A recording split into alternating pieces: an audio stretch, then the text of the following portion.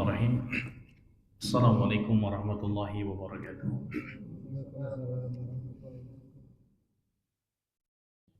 Innal hamdalillah nahmaduhu wa nasta'inuhu wa nastaghfiruh wa natubu ilayh wa na'udzu billahi min shururi anfusina wa sayyiati a'malina. Man yahdihillahu fala mudilla lahu wa may yudlil fala hadiya lahu. Asyhadu an la ilaha illallah wahdahu la syarika lah wa asyhadu anna Muhammadan abduhu wa rasuluhu la nabiyya ba'da wa rasulah. Allahumma anfa'na bima 'allamtana wa 'allimna ma yanfa'una wa zidna ilman ya rabbal alamin. Allahumma inna na'udzu bika min ilmin la yanfa' wa min qalbin la yakhsha wa min nafsin la tashba wa min da'watin la yustajabu lah. Bapak-bapak dan ibu, ikhwani wa akhwati fid din, azza Allah wa iyyakum. Ya, gimana kabarnya? Alhamdulillah. Ya, rasanya sudah lama ya enggak ke sini. Ya, qadarullah sudah lama. Dan bulan lalu pun digantikan oleh Ustaz Ridwan Arifin, ya, hafizallahu taala. Ya, karena qadarullah ketika itu sedang safar ya ke Solo. Alhamdulillah di sore hari ini ya, di kesempatan yang berbahagia ini kembali Allah Subhanahu wa taala mempertemukan kita dalam kondisi sehat walafiat. Ya, dalam kondisi kita diberikan oleh Allah Subhanahu wa taala begitu banyak nikmat-nikmatnya. Ya, terutama nikmat Allah Subhanahu wa taala berikan kita hidayah. Ya, Allah Subhanahu wa taala jemaah tidak memberikan hidayah kepada semua orang. Allah memberikan hidayah hanya kepada orang-orang yang Allah kehendaki saja. Ya. Innaka la tahdi man ahbabta walakinna Allah yahdi man yasha. Ya, sesungguhnya engkau tidak akan bisa mampu memberikan hidayah kepada orang yang kau cintai. Tetapi Allah Subhanahu wa taala yang bisa, yang memberikan hidayah kepada siapa saja yang Allah kehendaki. Berarti enggak semua orang. Makanya Nabi SAW mengatakan, "Wa may yuridillahu bi khairan yufaqihu fid din." Barang siapa yang Allah inginkan kebaikan kepada seseorang, maka Allah akan fahamkan dia terhadap agama. Berarti kebalikannya, pemahaman terbaliknya adalah barang siapa yang Allah Subhanahu wa taala tidak inginkan kebaikan kepada seseorang, maka Allah enggak akan fahamkan dia terhadap agama. Ya, maka kita bersyukur jemaah diberikan hidayah ya, sehingga kita bisa berkumpul dan kita bisa melangkahkan kaki-kaki kita menuju ke rumah-rumah Allah untuk melaksanakan ibadah, yaitu sholat asar berjamaah. Kemudian kita datang ke sini untuk recharge iman. Sebagaimana Bapak Ibu punya mobil listrik, punya motor listrik di rumah, itu kalau dipakai terus gimana? Habis, berkurang, butuh dicas ulang. Ya, maka iman pun demikian. Ya, sebagaimana Al-Imam Ibnu Qayyim mengatakan, ya, al-ilmu ya ghizaul qulub. Ilmu itu adalah asupan bagi hati. Kama anna at-ta'ama wasyaraba ghizaul badan. Sebagaimana makanan dan minuman itu gizi bagi badan. Artinya badan kita saja ini butuh apa Pak Ibu? Butuh asupan kan? Butuh protein, butuh apa lagi? Ya, vitamin, ya, butuhlah asupan-asupan yang bergizi untuk supaya menjaga ya stabil supaya tubuh ini tetap fit, sehat. Tapi kadang kita lupa, ruh kita, hati kita juga butuh asupan. Asupannya apa? Ya semacam ini, duduk-duduk di majelis ilmu, belajar yang dimana majelis tersebut dibacakan ayat-ayat Al-Quran, dibacakan hadis-hadis Nabi SAW, Disitulah hati itu akan hidup kembali. Hati itu akan merasa ya dicas lagi imannya. Makanya dahulu sahabat Hanzalah, ya kan, pernah ditanya sama siapa? Abu Bakar As-Siddiq. Ya Hanzalah, bagaimana kabarmu? Kata Abu Bakar. Hanzalah mengatakan, nafaqo Hanzalah. Apalah Hanzalah itu munafik. Itu jawabannya gitu. Ditanya kabar malah jawabnya apa? Apalah Hanzalah ini adalah seorang munafik. Abu Bakar kaget ketika sahabat Hanzalah mengatakan demikian. Ditanya, ya kenapa Hanzalah? Ada apa denganmu, bahasa kita? Iya, kata Hanzalah, karena aku ketika duduk-duduk di majlis Nabi SAW, ketika aku dekat dengan Rasulullah, aku seolah-olah melihat surga dan di neraka di samping, di depan. Ketika dekat dengan Nabi, seolah-olah melihat surga dan neraka.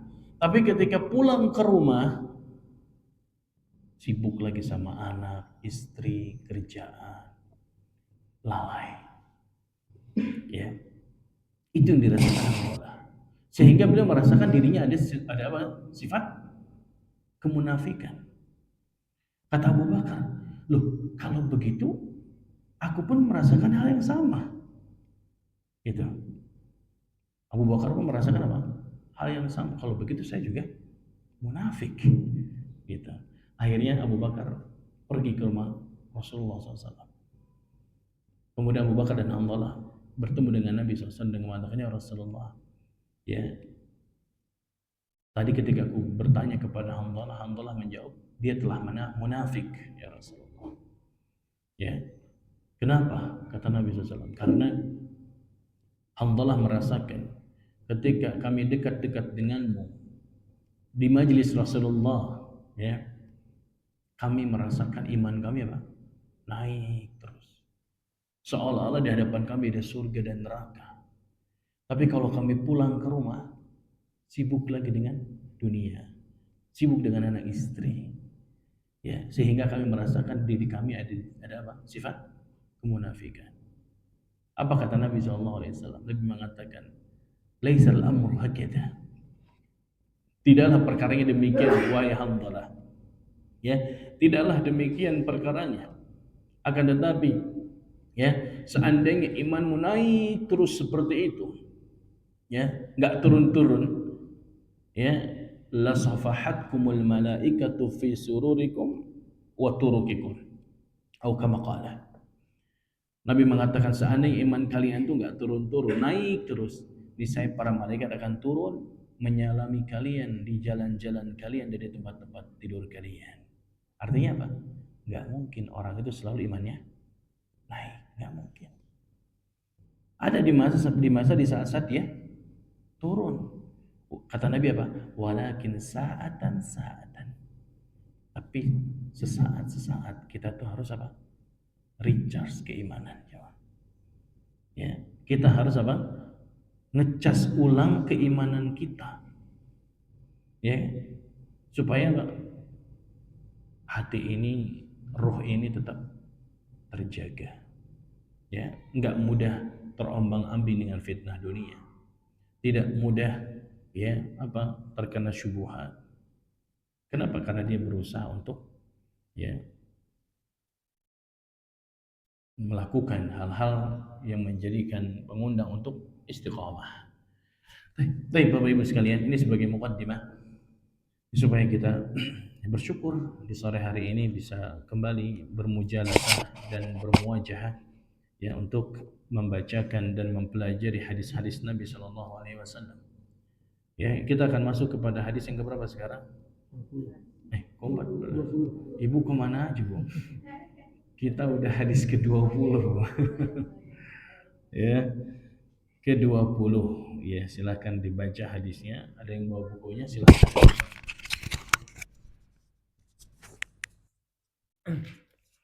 Bismillahirrahmanirrahim. An-Nabi Mas'ud Uqbah bin Amr wal Ansari al-Badri radhiyallahu anhu qala Rasulullah sallallahu alaihi wasallam inna mimma adrakan nasu min kalamin nubuwah ula idza lam tastahyi fasna' ma syi'ta. Dari Abu Mas'ud Uqbah bin Amr Al-Ansari Al-Badr radhiyallahu anhu, dia berkata, Rasulullah sallallahu alaihi wasallam bersabda, sesungguhnya di antara yang telah diketahui manusia dari ucapan para nabi terdahulu adalah, jika kamu tidak malu, maka lakukanlah apa yang kamu suka. Hadis riwayat Al-Bukhari. Terjemahannya harusnya, apabila kamu tidak memiliki sifat malu, maka berbuatlah sesukamu. Harusnya begitu. Ya. Terjemahannya harusnya begitu. Fasna masyita. Artinya lakukanlah sesukamu. Gitu. Nah, di situ terjemahannya kurang apa ya? Kurang apa ya rasanya gitu. Kurang pas aja gitu. Ya. Fasna masyita. Nah, hadis ini jamaah rahiman wa rahimakumullah, yang mana sebelumnya kita membahas dengan Ustaz Ridwan kemarin membahas hadis ke-19 kan, tentang apa, ingat kan? Ayo lupa ini. Menjaga Allah Subhanahu wa taala. Jagalah Allah, niscaya Allah akan menjagamu. Gimana cara menjaga Allah? Apa Allah butuh dijaga? Apakah Allah butuh penjagaan hamba-hambanya? Gimana maksud cara menjaga Allah?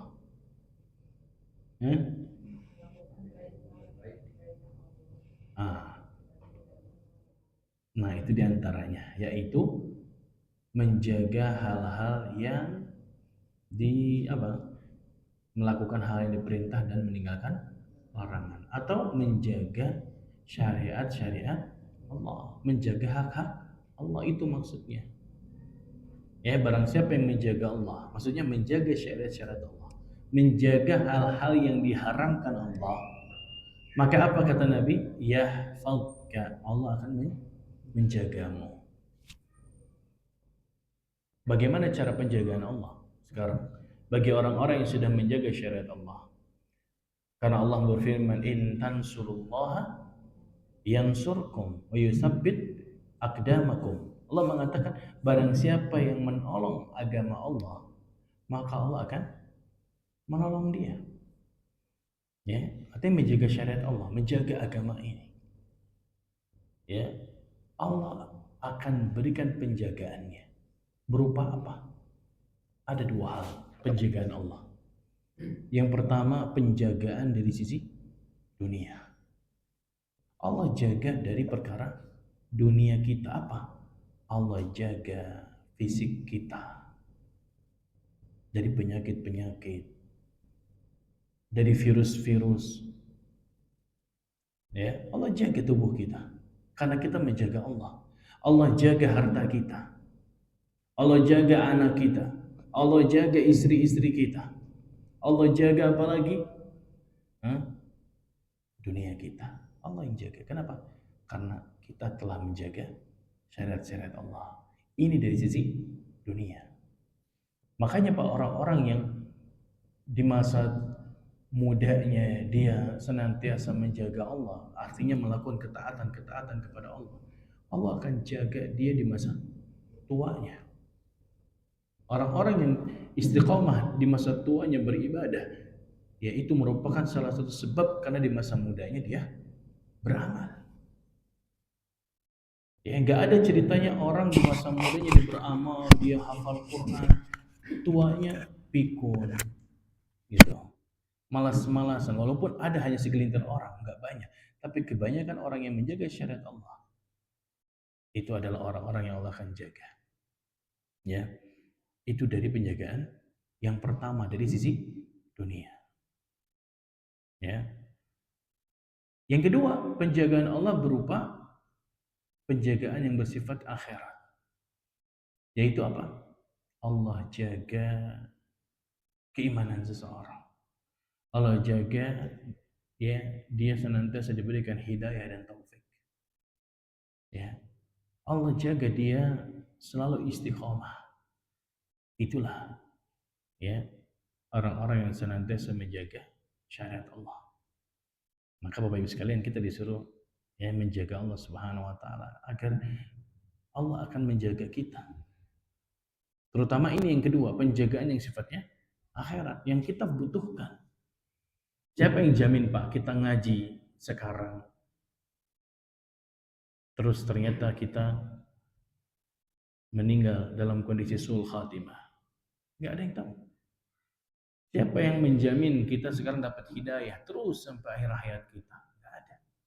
Siapa yang menjamin sekarang kita mengenal dakwah sunnah haq, dakwah sunnah yang hak? Siapa yang menjamin? Nggak ada.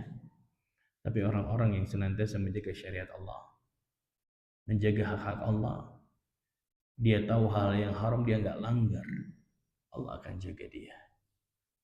Allah jaga.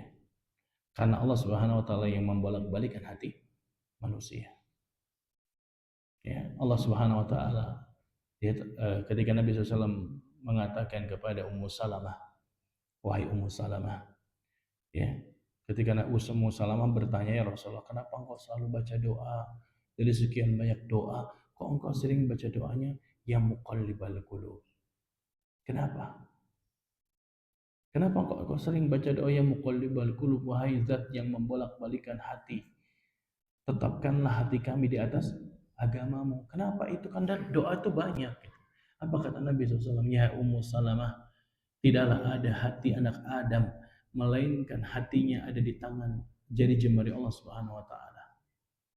Yuqallibuhu may yasha. Allah membolak-balikkan hati seorang hamba sekehendak Allah.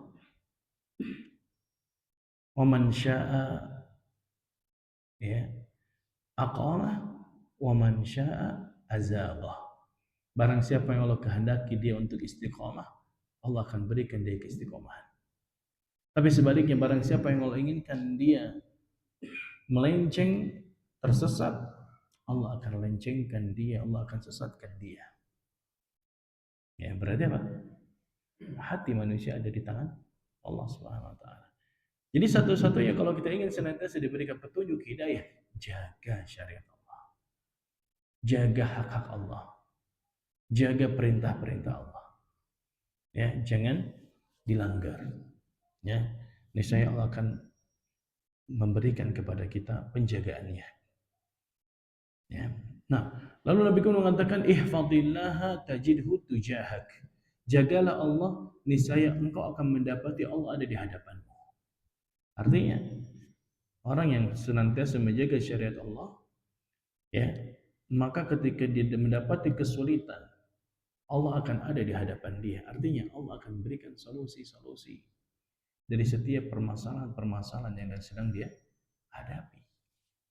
Itu jaminan orang yang menjaga Allah Subhanahu wa taala. Nah, ini pembahasan hadis yang sebelumnya.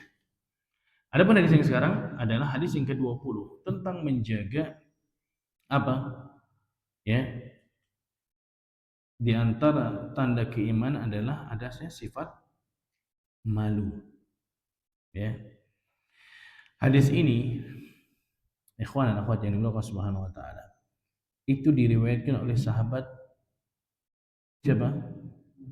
Abu Mas'ud. Beda ya, Ibnu Mas'ud dan Abu Mas'ud itu beda. Ya, namanya ya Abu Mas'ud Al-Badri. Atau diriwayatkan mengatakan Uqbah bin Amr Al-Ansari Al-Badri. Ya, jadi beliau adalah Uqbah bin Amr. Ya, radhiyallahu anhu. Dia mengatakan, ya, siapa beliau? Hadis ini diriwayatkan oleh Imam Bukhari, Imam Bukhari dari sahabat Abu Mas'ud Al-Badri. Nama beliau Abu Mas'ud itu bukan nama ya. Dia kunyah, namanya Uqbah bin Amr Al-Ansari. Berarti dia orang mana? Ansar itu orang mana? Orang Madinah. Kalau Muhajirin orang Makkah. Ya, Ansar orang Madinah. Disebut Al-Ansari dan apa? Digelari dengan Al-Badri. Apa artinya Al-Badri? Orang yang ikut perang Badar. Jadi sahabat-sahabat yang dulu ikut perang Badar itu biasa digelar dengan Al-Badri. Kenapa jemaah? Ada yang tahu kenapa di alasannya?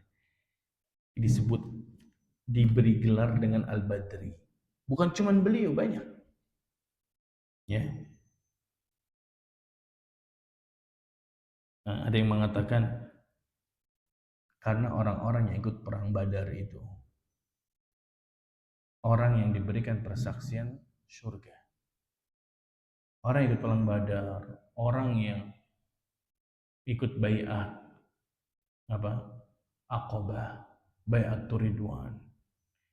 Nabi itu sudah menunjukkan ada beberapa sahabat yang sudah dijamin masuk surga ketika hidupnya. Ya. Namun di sini yang rajih bahwasanya ya di Geri Al-Badri yang benar ya, pendapat yang benar, beliau bukan karena ikut perang Badar. Kalau gelar beliau yang ini Al-Badri. Melainkan karena beliau berpindah dari kota Madinah ke kota Badar. Kalau beliau. Kalau yang lainnya seperti hadis-hadis yang sebelumnya diriwayatkan ada Al-Ansari, Al-Badri, biasanya dikatakan Al-Badri itu karena beliau ikut perang Badar. Bahkan ada yang syahid di perang Badar. Ya, tapi kalau beliau enggak, karena beliau itu berpindah dari kota Madinah ke kota Badar yang terletak kurang lebih 100 kilo dari kota Madinah. Ya. Jadi kota barat, kota Madinah menuju ke arah pantai barat Jazirah Arab. Beliau adalah salah satu ulama sahabat yang juga pernah menjadi gubernur di kota Kufah. Jadi Abu Mas'ud, Uqbah bin Amir ini pernah jadi apa? Ya, pernah jadi gubernur. Ya, beliau wafat pada tahun 41 Hijriah. Berarti berapa tahun setelah Nabi wafat? Nabi wafat tahun berapa? 11. Berarti ini wafat 41. 30 tahun setelah Nabi wafat, Abu Mas'ud pun meninggal. Ya. Nah, dan dia adalah merupakan salah satu ulama sahabat yang meriwayatkan hadis. Nah, ini salah satu hadis yang beliau riwayatkan. Apa Bapak Ibu sekalian yang beliau riwayatkan? Beliau mengatakan, qala Rasulullah sallallahu alaihi wasallam, inna mimma adrakan nasu min kalami nubuwatil ula. Kata beliau, sesungguhnya di antara ucapan para nabi terdahulu, ya, yang masih dikenal oleh manusia. Ya, kata beliau, di antara ucapan para nabi dulu yang dikenang oleh manusia, gitu ya. Yang diketahui manusia dari perkataan kenabian itu apa? Dia mengatakan, idza lam tastahi fasna ma syi'ta. Apabila engkau tidak memiliki rasa malu, maka berbuatlah sesukamu, gitu. Ya. Maksudnya apa? Yang dimaksud dari sini, yang pertama, jamaah rahimana wa rahimakumullah. Yang dimaksud di sini adalah perkataan ini, ya, inna mimma adrakan nasu, maknanya adalah perkataan ini terus diwariskan dari nabi ke nabi sehingga dikenal oleh seluruh umat. Jadi perkataan ini tuh udah dikenal oleh orang dulu. Ya itu, kalau kamu nggak punya malu, berbuatlah sesukamu. Ini perkataan yang sudah dari dulu, dari nabi ke nabi, gitu. Maknanya, ya, Ibnu Hajar mengatakan, ai baqiya wa antashara bainan nas. Maknanya perkataan ini tetap ada dan tersebar di kalangan manusia. Ya, bahasa kita gimana Pak? Kalau kamu nggak punya rasa malu, ya lakukanlah sesukamu. Ya, maksudnya min kalami nubuwah di sini termasuk ucapan para nabi, yaitu maknanya dari sejak Nabi Adam hingga Nabi Muhammad. Ini ucapan ini sudah ada. Ya, menunjukkan bahwa sifat malu itu adalah syariat seluruh nabi. Ya, baik. Jadi malu itu baik apa buruk? Malu itu secara asal baik apa buruk? Baik. Tidaklah rasa malu itu melainkan mendatangkan kebaikan. Ya, sifat malu itu bagus, Pak. Karena itu termasuk daripada syariat para nabi dulu. Ya, bahkan rasa malu itu bagian daripada iman. Ya, orang kalau nggak punya malu, dipertanyakan keimanannya. Tapi ingat, malunya jangan malu yang salah. Jadi malu itu kan ada beberapa macam kan. Ada orang sekarang contoh malu begini Pak. Aduh Bapak ini rata-rata umurnya udah berapa? Kepala 4 ya. Rata-rata udah di atas kepala 4. Di sini ada dibuka pendaftaran untuk orang-orang lansia atau orang-orang yang sudah tua untuk belajar Iqra. Ya, dan belajar tajwid. Ya. Terus bapak-bapaknya bilang, "Aduh, saya mau ikutan tajwid, tapi pesertanya anak-anak sama remaja. Malu saya." Nah, ini malu yang benar atau salah? Salah. Ya. Malu yang keliru. Ya. Padahal Nabi SAW mengatakan, "La yanalul ilma al-mustahi wal mustakbir." Tidak akan ada dua orang yang tidak akan mendapatkan ilmu. Siapa dia? Orang yang pemalu dan orang yang sombong. Itu nggak akan dapat ilmu. Ya, orang yang pemalu tadi, orang yang malu, merasa sudah pensiunan, ya, umurnya sudah sepuh, tapi untuk belajar dia mengatakan, malu kalau saya belajar Iqra dari nol, ya, dibarengin sama anak-anak muda, saya malu. Ini tentu salah, ya. Ini keliru. Padahal dia nggak bisa baca Quran, sibuk dari dulu dengan urusan dunianya. Maka yang semacam ini malu yang tidak tepat dan salah penampatan malunya. Malu yang benar itu jemaah adalah malu ketika memperbuat maksiat. Dia malu sama Allah. Mau buat dosa, ingat yang memberikan rezeki saya siapa? Allah. Yang memberikan saya nikmat yang begitu banyak siapa? Allah. Yang memberikan saya bisa hidup di muka bumi ini siapa? Allah. Ketika membuat maksiat, malu sama Allah. Ini malu yang terpuji. Ya. Mau nyuri barang orang lain malu. Malu sama siapa? Tetangga. Bagus tidak? Bagus.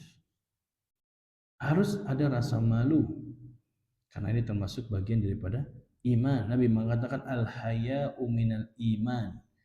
Sifat malu itu termasuk dari keimanan. Ya. Baik. Bapak Ibu sekalian, ya.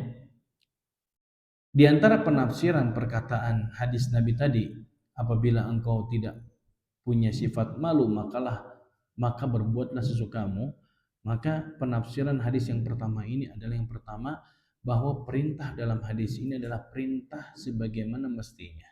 Yang namanya perintah. Jadi Nabi SAW itu memerintahkan kita untuk berbuat sesuka kita, maksudnya. Jika perbuatan yang kita lakukan itu bukan sebuah perkataan atau ya yang kita tidak pantas malu darinya, atau perbuatan yang kita pantas malu darinya gitu maknanya. Ya. Ini penafsiran yang pertama. Jadi kalau misalkan ya jika itu bukan maksiat kepada Allah, jika itu bukan sesuatu yang menghilangkan kewibawaan kita di hadapan manusia, meskipun barangkali diperbolehkan secara agama, maka itu boleh kita lakukan. Artinya Pak, kita harus punya sifat malu itu ya ketika melakukan sesuatu yang ya itu dianggap adalah sebuah yang harusnya kita malu darinya gitu. Jadi perintah Nabi, kalau kamu nggak punya sifat malu, maka lakukanlah sesukamu. Maknanya di sini perintah apa? Apakah Nabi memerintahkan lakukanlah? Ini kan perintah. Ya, tapi maknanya adalah ini adalah taubih. Taubih itu apa sih? Penghinaan.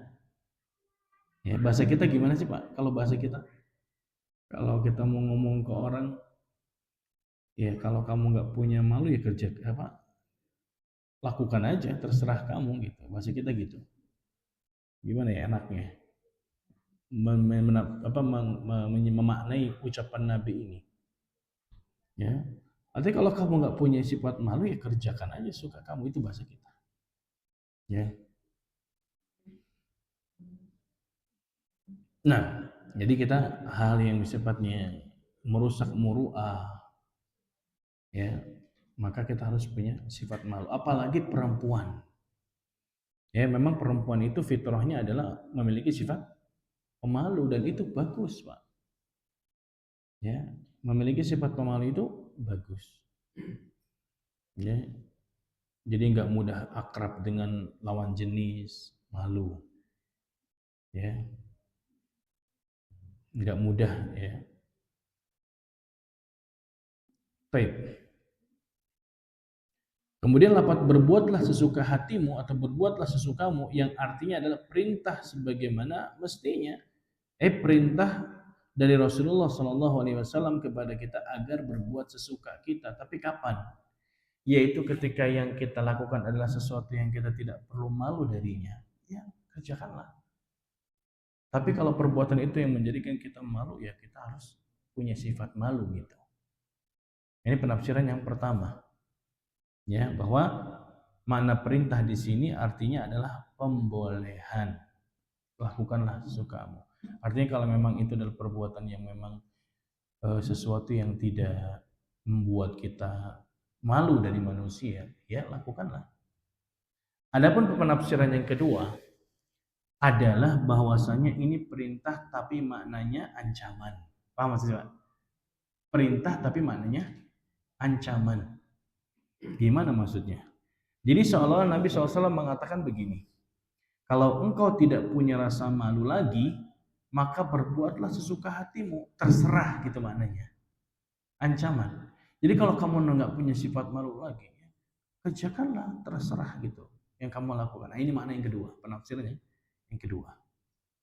Ya, ini makna hadis yang kedua yang redaksinya perintah tapi artinya ancaman. Contoh gini, ada anak nakal, bandel, disuruh maghrib suruh pulang, pengennya keluar. Biasa bapak ibunya ngomong apa? Ya udah, kalau kamu nggak mau dengar bapak ibu lagi, apa? Pergi sana, gitu kan? Nah itu seperti itu. Kata pergi sana itu perintah dia suruh apa namanya main apa ancaman? Ancaman. Nah itu seperti itulah. Ya kalau kita lagi marah sama anak, kadang anak nggak bisa diatur, maghrib nggak boleh keluar. Ya sudah, kalau kamu nggak mau nurut, pergi saja. Main sana terserah kamu, gitu kan? Nah itu namanya perintah, tapi bentuk ancaman. Nah iya, begitu juga Nabi. Tadi masa bodoh artinya terserah. Kalau kamu memang nggak punya sifat malu, kerjakanlah sesukamu gitu. Ya, itu makna dan ini hal seperti ini juga ada dalam Al-Qur'an. Ya, dalam hadis-hadis lain juga ada. Di antaranya Allah berfirman dalam surat Fussilat ayat 40. Ya, Allah berfirman, "I'malu ma syi'tum." Apa kata Allah? Berbuatlah sesuka kalian. Innahu bima ta'maluna basir. Sesungguhnya Allah Subhanahu wa taala Maha melihat apa yang kalian lakukan. Mirip kan? Allah mengatakan kerjakanlah, lakukanlah, terserah kalian. Sesungguhnya Allah Maha melihat apa yang kalian kerjakan. Sama. Artinya kerjakanlah, lakukanlah. Tapi ingat Allah itu Maha melihat gitu. Jadi perintah tapi maknanya ancaman gitu. Ini namanya dalam bahasa Arab namanya tahdid. Tahdid itu ancaman. Ya, jadi jangan sampai kemudian seseorang di antara kita memahami bahwa ya sudah, kalau begitu saya akan berbuat sesuka hati saya. Jangan begitu maknanya justru. Justru kita harusnya apa? Punya sifat malu dan jangan melakukan hal yang sesuka kita, semau kita, jangan. Adanya syarat ini Bapak Ibu sekalian untuk mengatur peradaban kehidupan manusia. Saya tanya sama Bapak Ibu, ada nggak agama selain Islam yang mengajarkan sedetail seperti Islam? Ada nggak? Mengajarkan tata cara cebok, bayangkan. Ada nggak agama lain? Mengajarkan bagaimana tata cara buang hajat. Mengajarkan bagaimana tata cara hubungan suami istri. Bagaimana mengajarkan hal-hal yang kita anggap sepele, tapi dalam Islam dibahas. Ya. Menunjukkan apa? Ya, ini adalah hal-hal ya yang perlu kita perhatikan. Ya, bahwa tidak ada orang Arab yang memahami kalimat demikian dalam memahami hadis ini. Ya. Nah, dan kita ketahui Bapak sekalian bahwasanya terkadang rasa malu itu bisa menghalangi seseorang dari maksiat. Maka harus punya sifat malu. Ya, kadang kita mau keluar rumah, ibu-ibu misalkan mau keluar rumah, malu kalau nggak pakai jilbab kan? Malu. Ada orang tuh nggak Allah berikan rasa malu. Keluar rumah mau jemur doang ribet banget pakai jilbab. Akhirnya pakai daster top, pakai tank top, naudzubillah. Jemur baju di luar. Suami orang gimana gak lirik? Ya kan? Itu orang berarti udah gak punya rasa malu. Ya, mabuk-mabukan di jalan. Padahal ini tempat komplek, klaster, gak punya rasa malu. Ya, dia buat pesta bising rame-rame cekakak cekikik dengar dengan tetangganya, nggak punya rasa malu. Yang seperti ini justru yang dilarang. Ya, tapi kalau malu berbuat dosa dan maksiat ini ya justru yang bagus. Ya. Nah, jadi itulah maknanya. Ya. Kemudian jemaah rahimana wa rahimakumullah. Ya. Di antara malu yang terpuji, kan malu itu ada dua. Sebagaimana Syekh Utsaimin rahimahullah taala menyebutkan malu itu ada dua macam. Yang pertama malu yang terpuji. Malu yang terpuji adalah diantaranya adalah malu kepada Allah. Tadi sudah kita sebutkan. Malu melakukan maksiat. Malu meninggalkan kewajiban. Suami misalkan malu sama istri ketika dia nggak menunaikan apa kewajibannya, harusnya malu. Gitu. Nggak memberikan nafkah kepada anak istrinya, dia malah numpang hidup sama istrinya. Nah ini kan nggak punya malu. Gitu. Ya. Malu apalagi tadi malu membuka aurat. Nah ini malu yang terpuji. Kalau yang kedua adalah malu yang tercela. Di antaranya apa Pak? Di antara malu yang tercela selain tadi apa? Malu dalam menuntut ilmu. Ini satu. Dua, apa malu apa? Yang tercela. Malu menyampaikan kebenaran. Malu ini padahal kebenaran harusnya disampaikan. Dibilang malu Pak. Nah ini malu yang tercela. Kebenaran itu Bapak Ibu sekalian, sampaikan saja walaupun pahit rasanya. Nah ibarat apa? Obat gitu. Ibarat obat, ya menyampaikan kebaikan itu pahit gitu ya. Tapi dia mendatangkan kebaikan. Ya, itulah ibarat menyampaikan kebenaran. Dia nggak enak, nggak ya, didengar nggak enak, tapi sejatinya dia kebaikan untuk diri kita. Ya, kebaikan untuk seseorang. Ya, apalagi malu menegur kemungkaran misalkan. Melihat orang melakukan kemaksiatan, kemungkaran. Malu kita menegur orang, ini juga keliru. Ya. Ini termasuk yang tercela. Ya, wa hadza laisa hayaun wa innama huwa ajzun. Itu bukan malu kata ya Imam Nawawi, tetapi itu adalah kelemahan. Ya, kelemahan karena orang yang enggak mengingkari kemungkaran itu termasuk apa? Selemah-lemahnya iman. Orang yang mengingkari hanya dalam hati saja. Itu kelemahan. Ya. Baik Bapak sekalian. Apa yang bisa kita kita bahas? Yang pertama, ya. Faedah yang bisa kita ambil anna khuluqul haya min akhlaqil karimati ma'thurati ala nubuwati sabiqah. Bahwasanya ya akhlak malu ya atau sifat malu itu termasuk akhlak yang terpuji, ya bahkan yang ma'thurah, yang berasal dari para nabi-nabi yang terdahulu. Ya ini yang pertama. Jadi sifat malu itu bagus, Pak. Jadi kalau anak kita pemalu, ya biarkan saja. Jangan dipaksa untuk dia. Ya kecuali malunya dalam konotasi yang buruk tadi. Tapi kalau malu dalam kebenaran, ya ini salah. Ya, tapi kalau malu, misalkan dia, misalnya anak kecil, biasa anak kecil itu kan yang perempuan, dia mau keluar, dia malu keluar rumah tanpa jilbab, terus kita bilang udah nggak usah malu, orang cuma sebentar. Nah ini keliru. Ya, kalau anak kita perempuan mau keluar terus dia malu tanpa pakai jilbab, terus kita nyuruh udah cepetan, nggak usah pakai jilbab, nggak usah malu. Nah ini keliru, gitu. Itu akan membuka dia apa? Oh berarti saya nggak usah malu. Ya, justru ditanamkan dari kecil ketika dia udah punya sifat malu, tanamkan terus supaya dia tumbuh dewasa punya sifat malu, Bapak Ibu sekalian. Nah, alhamdulillah sekarang banyak anak-anak gadis-gadis yang justru dia mantan santri.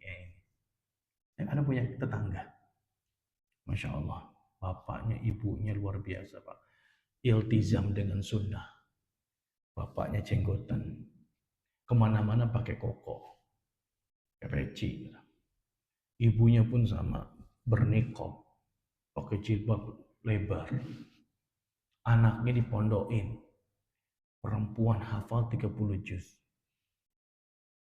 yang laki-laki pun demikian. Subhanallah, saya kaget pas kayak ketemu ada anak gadis baru pulang tanpa jilbab, saya nggak kenal siapa itu, datang ke rumahnya, assalamualaikum, saya tanya itu siapa, itu loh si fulana. Hah? Bukannya dia alumni pondok sunnah? Iya. Hafal 30 juz? Iya. Subhanallah, buka jilbab, pakai pakaian biasa lagi. Subhanallah. Di mana rasa malu? Mana ayat Al-Quran yang dia hafal 30 juz? Mana? Mana hadis yang dia hafalkan? Enggak ada. Mengatakan hafal 30 juz itu bukan jaminan seseorang akan menjadi benar. Ya, lebih baik orang yang hafalnya juz 30, yang ayat-ayat pendek, tapi dia paham maknanya dan dia amalkan, itu lebih baik daripada 30 juz tapi dia nggak pernah diamalkan. Itu seperti apa kata Allah Subhanahu wa taala, seperti keledai. Allah memperumpamakan orang-orang yang hanya menghafal Al-Qur'an, dia nggak paham maknanya. Apa kata Allah? Mathaluhum kamathalil himari yahmilu asfar. Itu mereka itu seperti layaknya keledai yang membawa kitab-kitab Injil di punggung-punggung dia. Ya, bi'sa masalul qaumil ladzina kadzdzabu bi ayatillah. Ya, seburuk-buruk kaum itu orang-orang yang mendustakan ayat-ayat Allah. Allah kenapa Allah memperumpamakan orang-orang ahli kitab itu seperti keledai? Karena mereka punya kitab suci tapi mereka nggak paham.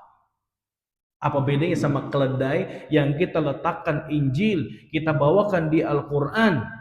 Apakah dia tahu yang di punggung dia itu Al-Quran? Nggak tahu.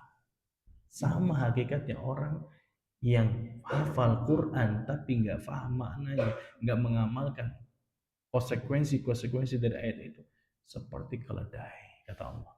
Nggak ada bedanya. Ya, untuk apa kita bawa-bawa Quran? Untuk apa kita hafal?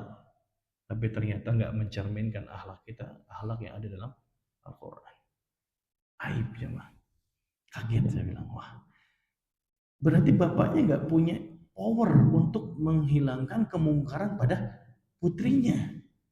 Ya minimal, paling minimal, dia mungkin tetap pakai jilbab, minimal. Tapi yang mungkin minim gitu ya, itu minimalnya. Inilah Allah dibuka semuanya.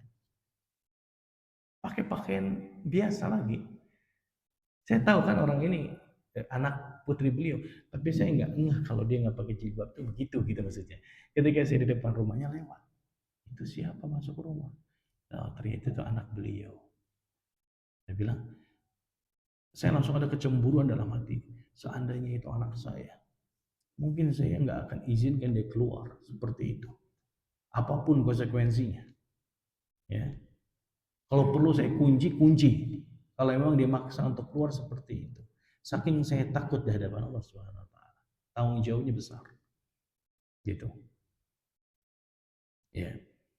Ya bedanya kecuali kalau memang dia sudah menikah. Kalau karena pindah tanggung jawab seorang ayah kepada suaminya.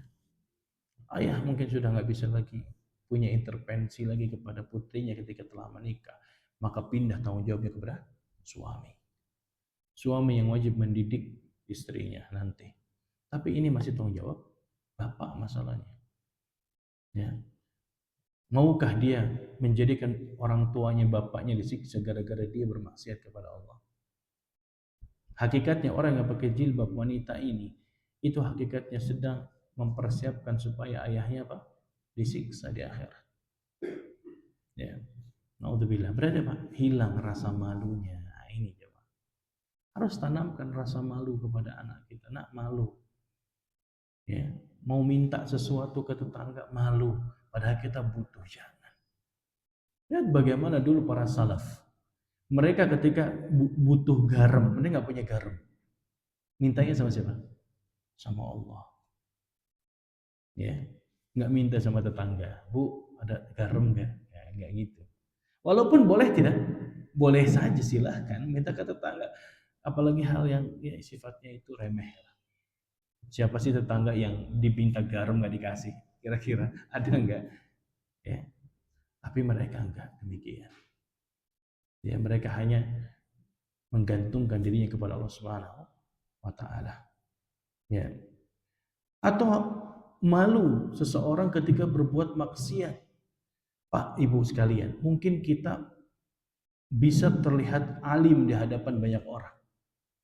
Mungkin kita bisa kelihatan soleh ketika di majelis ilmu. Tapi pernahkah kita malu ketika kita bersendirian? Pernahkah kita malu ketika kita di kamar kita dengan gadget kita, dikunci kamar kita, kita sendirian, kecuali Allah Subhanahu wa taala yang melihat kita. Pernahkah kita malu buat maksiat, meyakini dalam hati kita Allah ada dan Allah melihat kita? Ya. Bukankah Allah berfirman dalam surat Ghafir ayat 19, Allah berfirman, ya'lamu kha'inatal a'yun wa ma tukhfis sudur. Allah mengetahui mata-mata yang mengkhianat dan apa-apa yang disembunyikan di dalam hati. Allah mengatakan, ya'lamu kha'inatal a'yun. Allah mengetahui mata-mata mana yang khianat. Ya. Bahaya, Pak. Sekarang itu ada penyakit apa? Narkolema. Apa narkolema? Pernah dengar enggak, Pak? Narkolema. Belum pernah dengar? Buka Google. Apa itu narkolema? Narkolema itu narkotika lewat mata. Apa? Kecanduan video porno. Kecanduan wanita telanjang.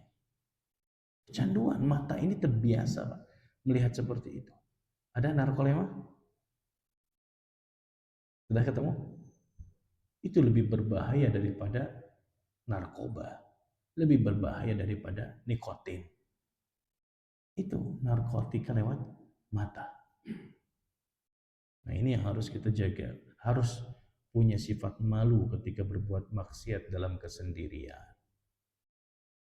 Itu tanda-tanda hati orang soleh dan bertakwa itu ketika bersendirian dia bisa enggak punya menumbuhkan sifat malu di hadapan Allah ketika berbuat maksiat itu. Lihat bagaimana Nabi Yusuf alaihissalam ketika diajak berzina dengan seorang permaisuri al-ajiz ketika itu. Berduaan doang di kamar, ditutup semua jendela, ditutup pintu. Diajak berhubungan bukan sama orang biasa, permaisuri raja. Bayangkan. Kalaupun berzina nggak ada yang tahu. Tapi apa yang katakan Nabi Yusuf? Ya, as-sijnu ahabbu ilayya. Penjara itu lebih aku sukai daripada mereka. daripada hidup seperti ini gitu mana. Ya, dia takut kepada Allah Subhanahu wa taala. Punya sifat malu ketika berbuat maksiat kepada Allah. Itu yang ditumbuhkan sehingga Allah mengangkat derajat Nabi Yusuf. Akhirnya ketahuan kan siapa ternyata penyebabnya, siapa. Ketika dia lari menuju pintu ingin keluar, ditarik baju Nabi Yusuf kan, terkoyak bagian belakangnya. Ternyata di muka pintunya ada raja dan orang-orang suruhannya melihat kondisi seperti itu. Ya, ternyata apa? Wanita ini pintar, Bu, Bapak. Dibilangnya apa? Wahai suamiku, lihat orang ini, Yusuf ingin melakukan perbuatan yang keji terhadapku. Subhanallah. Difitnah Nabi Yusuf. Ya, tapi apa?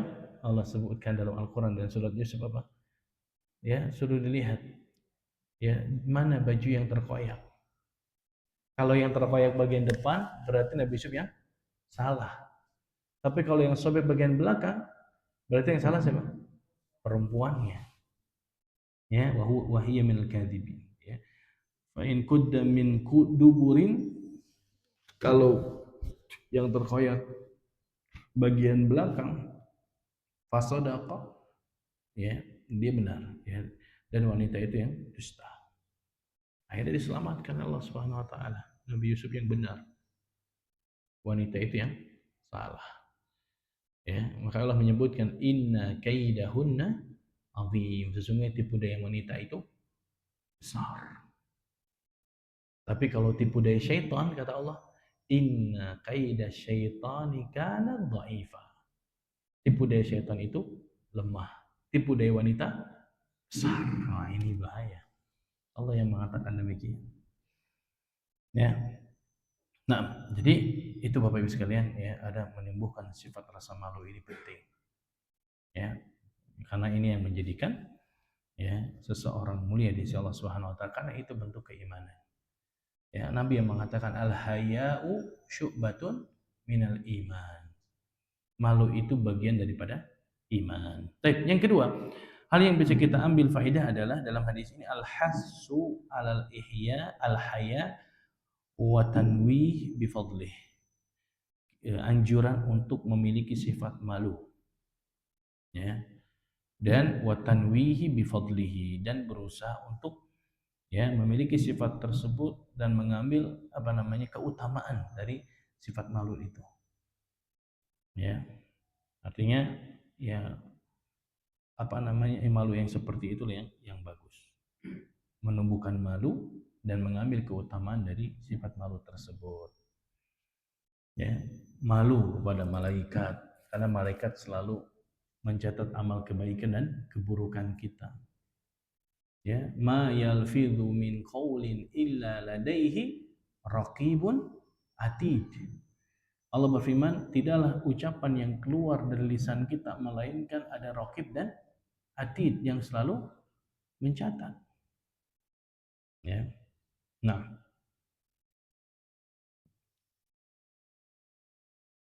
dan yang ketiga, anna faqdal haya'i yuqa'u sahibahu fi kulli syarr.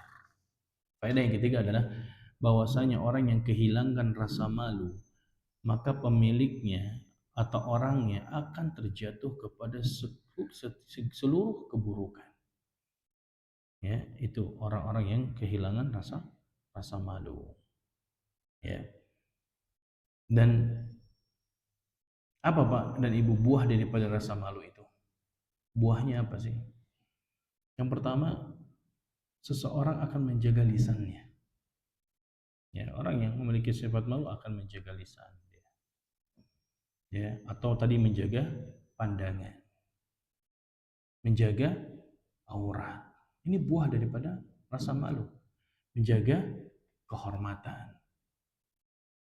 Ya, banyak. Buahnya lagi meninggalkan maksiat. Buah dari malu. Ya, dan dicintai manusia. Orang yang pemalu itu dicintai manusia, Pak. Orang senang nggak, Pak, kalau ada orang suka orangnya pemalu dia itu? Ya, dibanding sama orang yang nggak punya malu. Biasanya orang nggak punya wibawa kalau nggak punya sifat malu. Ya, disukai manusia, disukai sama Allah orang punya sifat malu. Nah, Allah Ta'ala alam bisawab. Baik, hadis yang berikutnya, hadis yang ke-21 itu ya hadisnya sebetulnya pendek ya. Tapi karena sudah terlalu sore ya, sudah hampir setengah 6, mungkin kita tunda hadis yang berikutnya di pertemuan berikutnya digabung dengan hadis yang ke-22 insyaallah. Nah, baik Bapak sekalian, mungkin kita buka sesi tanya jawab ya karena faedah hadis ini nggak terlalu banyak ya. Kadang hadis itu banyak yang bisa kita ambil faedahnya. Ya, begitu juga ini ya hadis yang semoga bisa menjadikan kita memiliki sifat malu ya, terutama malu ketika berbuat maksiat kepada Allah Rabbuna Jalla fi'ula. Baik, silakan Bapak sekalian kalau ada pertanyaan kami persilahkan. Sebentar Bu. Mohon maaf. Ini Bu.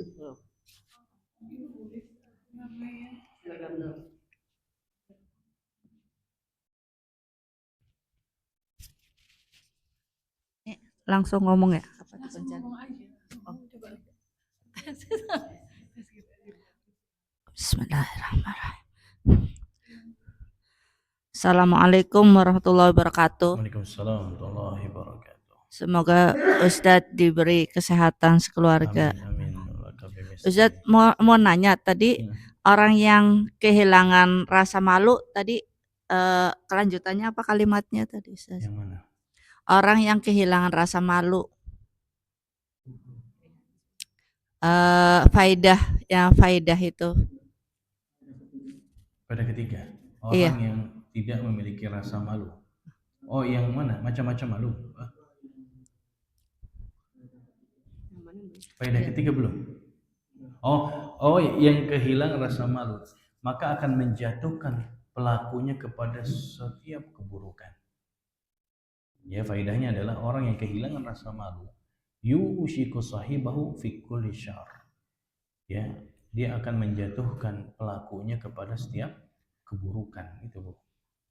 Orang yang kehilangan rasa malu. Ya. Nah. Ada lagi? Rasa keburukan. Rasa keturutan. Apa itu? Oh, dari keburukan.